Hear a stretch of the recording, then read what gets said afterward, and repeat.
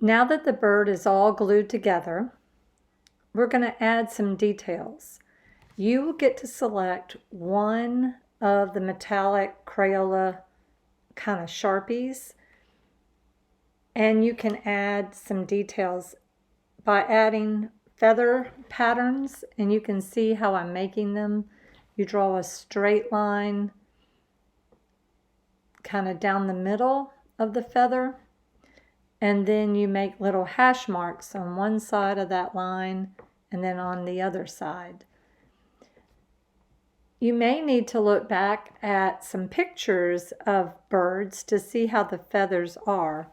Some of the feathers are longer as they get towards the bottom part, tail part of the bird. And then, of course, up on his head and his chest, the feathers are tiny. So you'll have to come up with a different mark. And you can see I'm referring to an image on my phone. I'll have some available for you to look at in class. But I'm coming up with a different little mark for his head because I can't draw big feathers on his head.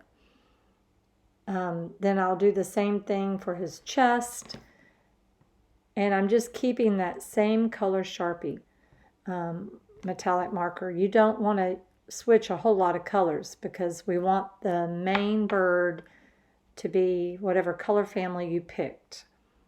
I hope you're enjoying this. I had a lot of fun making this bird.